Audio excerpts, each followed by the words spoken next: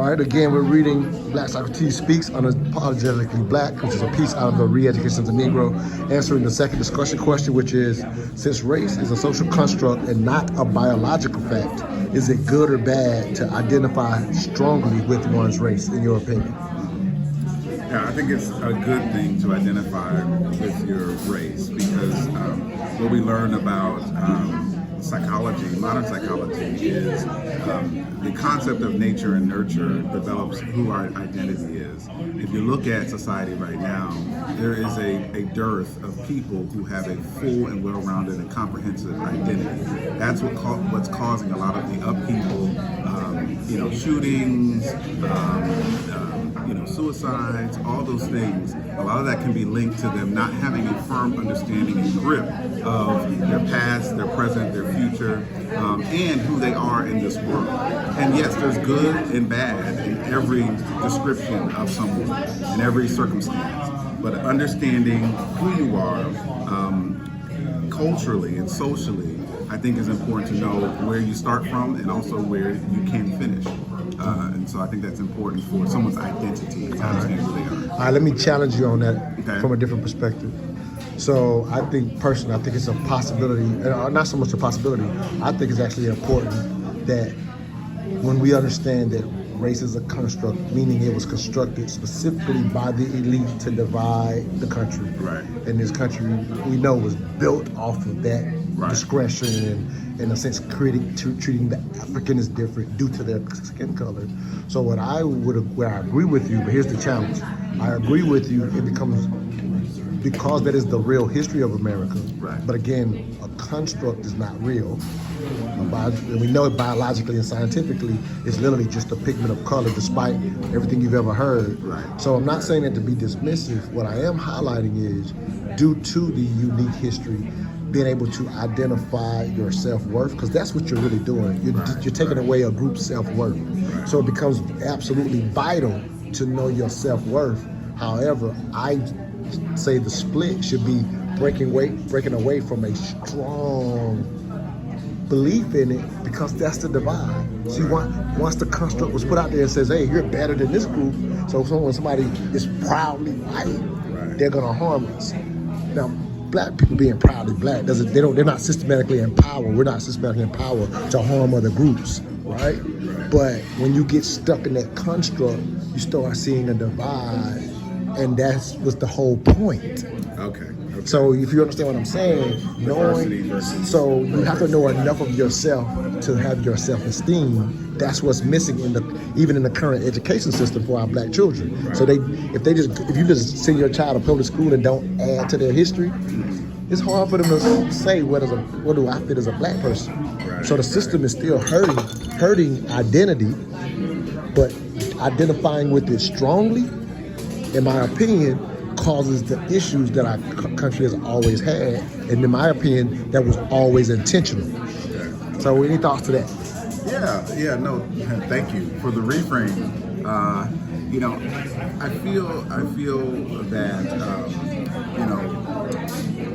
feel like black people in general, and this may answer, this may not answer. We're just talking. It's not an answer, it's just dialogue. I feel like black people in general, because of where our ancestry is, and because of what the forces that we've been under since we've been in the country, have always been collaborative, communal, connective, and I think it's a Eurocentric perspective to be more individualistic. And so that would be my only concern, is that the lack of identity of race would push us more to be a little bit more individualistic. Like, this is my achievement, this is who I am, where I'm going, what I want to be. I respect the response. And so forth. So I think that it's relevant. It's not the end all be all, knowing kind of socially how someone has couched you, but that's just the beginning. The beginning of knowing how other people's perceptions, I think, is important to know how you impact those perceptions and what you can do to change those perceptions. I think systemically, on a larger scale, if we know that there is an inequality or a division, then knowing all we know attack what's wrong, attack the infrastructure that's providing that. And I think what happens is the strong identity actually keeps us focused on those type of transgressions, and we never go after the systemic. Right. You see what I'm saying? Yeah, so like when you're like, okay, this thing. So when we go, oh, this thing was made up. We don't have this difference. Why do we have this in the system? I think that's the natural response because the construct is a made up thing. Right. It has real life consequences, especially for our ancestors for a lot of years. So I'm not denying the real life consequences to include our school system that doesn't give our children the proper esteem. But that over identity, if that competition is not there, and our children prove it all the time, they rock together real well without us giving them input. So I'm just kind of throwing it out. I'm gonna let you jump in for the second question. Just jump in. Anything you want to say about what we've been talking about? Well, if you have any thoughts, no big deal. I can't put you on the spot. My bad. No problem with that. I mean, I guess my position. Well, the way I was looking at the question, I looked at it a little differently. Okay. I looked at it as from a, even though it's a social construct and not a biological fact, it's a starting point of who you are. Not the end all to be all, but it's a starting point. Because I think that when people interact with each other, they look for commonalities. And you start off with one commonality, you go to the next commonality. So that's why I think it is good. With the cons that you already laid out, talking about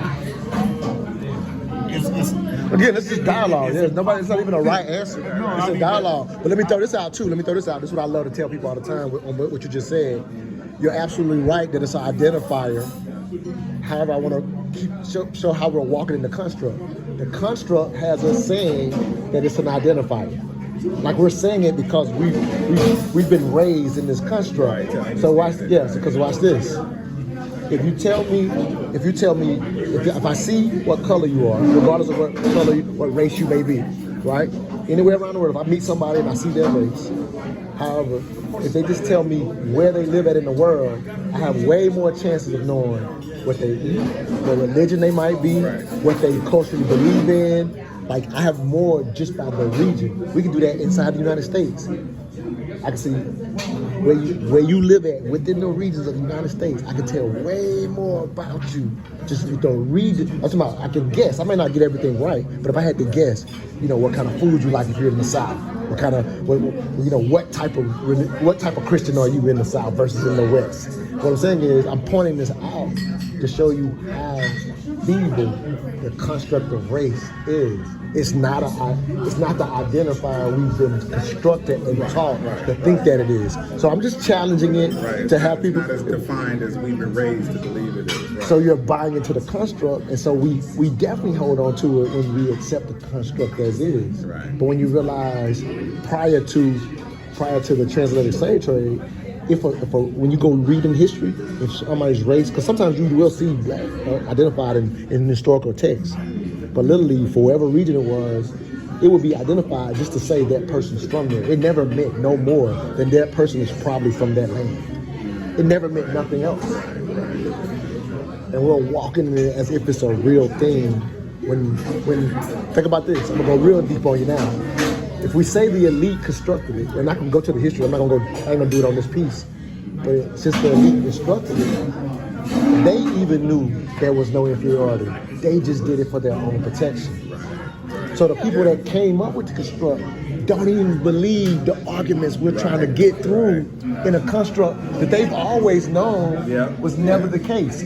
So for us to say identify strongly, not just black people, even white people, identifying strongly with something with the inventors didn't even think or believe. They did it just so at the time, because we didn't all come here as sometimes we were indentured service too. Right. So a lot of times they would get together and take out the person they were indentured to. Right. So once they created that difference, they saw less rebellions. Right. So that's where I'm going. That's why I went so deep with it. Because like I said, I put in the piece, I love being black. Yeah. But I'm answering that in the context of the construct. However, I'm stepping outside of the construct to say, does it really make sense once you are aware and able to step outside the construct? I expect every person to read this piece and go, yeah, I believe in it, and still not recognize you're really answering because of something you was taught, not because of something that was that's real. Right, and I that's agree. the deeper dialogue. I agree that we've been conditioned to think a certain way, and you know, my first thought was, man, I got to give up the head nod to the brothers. I don't want to do that. It is. I love it. Now, let me tell you my perspective. I love that's a great example. I love that. Watch this. So, in my opinion, obviously, I wrote the piece, and the book's not written for whether you agree with me. You're just with the author, so I can go deeper with y'all about what I mean behind the piece, right? Right. But what happens is, in the way I'm saying it, you don't have to give up the head nod because that is a cultural thing to a degree, but you don't have to over-identify with it as nothing other than a ritual. Right. Because that's what cultures around the world actually do. The biggest issue amongst humans is the issues when all groups, whatever different issues around the world throughout history, is when you other another group. So you say, oh, they're different, they're others, and now you go against them. Right. The world we've moved into, because people don't want to accept this, but the reality is the world is the safest it's ever been in human existence. Most people are just not aware of that history or whatever. But the reason it gets safer is because humans' brains get smarter, realize, okay, since we're all here, how do we learn to live together? And one of the best ways to do is to not other you. But those other yous could be, they've been around for so long, so you still see them in different places. Whether in India, it's going to be class. You know what I'm saying? There are still persons in the world where it's going to be religion. United States, obviously, it's race. So these constructs that have existed have not went away, but all we're really doing is othering people. So what happens is, to not other you is, why do y'all do that and be intrigued by it? Now we still interact, and it's okay for you to, y'all have your head there. I'm not gonna fake and have the head not with you if I'm not black, right? I don't have to fake it, but if you're not other, harmony comes from that. So we bought into a construct to divide us and to say, yeah, I identify strongly, you accepting that divide that somebody taught you. Right, and so in that framework right there, let's go to Florida. So essentially, it looks like Florida is fighting the awareness of that construct with all of their might to try and make sure that the education and awareness does not get that's an example of right. identifying too strongly. Right. They don't even want you to know the truth. Right. They don't want the so red you pill. can't switch. Yes, you can't. Right. You can't switch this issue. No surprise at the backlash. Because there's somebody hearing me now, this may be the first time hearing this, like, what is that brother really saying? Like, you know, because they didn't read the piece. They don't know I love being black unless I said on this video, right? Right. So they're like, dang, because, you know, I expect what I'm saying is the first time some people are hearing this, right? But you're absolutely right. I'm not surprised that people who identify too strong a race, backlash is to do what's being done in Florida. It's happening in Virginia. So here's I think the caveat in a way is that it's okay to say that I'm proud of my eyes, my lips, my shoulders, my whatever comes with being like someone that looks like me. Absolutely. You know, as an African American person. Now, I think the divide happens when I take that thinking, and that thinking causes me to legislate differently. It causes me to create adverse situations for others, or even physically or verbally, emotionally harm someone. If that happens, that's when it crosses the line to deviance. Absolutely. And so the question is, how ethnocentric am I allowed to be without crossing that line? Some cultures, some people understand where that line is. It's very clear. And some do not. And I think that is, how do we define those lines so that people understand? And so they're trying to do it with, you know, legal things. So what happened in this country, I'll say this and I'll close it out unless you have another thought. So to kind of go along the lines you're talking about, that's where the mistake of being taught to be colorblind was. Because colorblind makes you disappear. You know what I'm saying?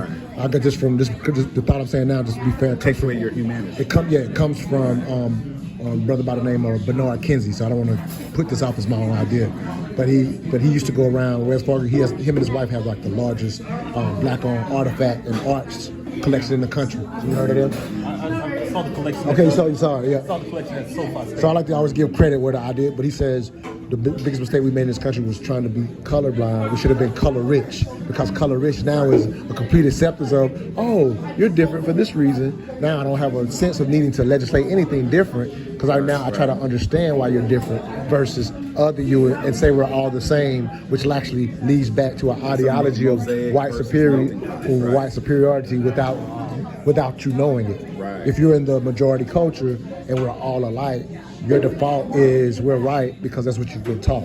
That's colorblind. Right. Color rich is, oh no, we're all belong here, and maybe I do have to do something different because of their culture or different. But you can't do that if you don't learn it. If you just other them, so your legislation only fits you, and now we're all the same. That's what colorblind does to you. Yeah, you got any more thoughts? I was just going to throw in one thing was that, you talked about how more on the macro level, but if you take it the micro level of making things almost like a self-fulfilling prophecy that I gotta act this way, I'm limited, and that's another risk. But I don't, you don't want to be limited. Exactly. You have a starting point, but that doesn't mean you have a ceiling. Exactly. And, so that's all I wanted to add to it. Yeah, that's perfect, because that's the whole challenge of the piece, is to at least have somebody have that thought, just for them to think about, am I doing this to the point where it's harming me? If you've never been challenged on it, you will do it for the rest of your life. Right. So I love that he just pulled out what I want to come out the piece. It's not that what I'm saying is all right. Right. It's just, all I ask is that you think. That you think about it. Right? There it is. Your 3 cents. There it is.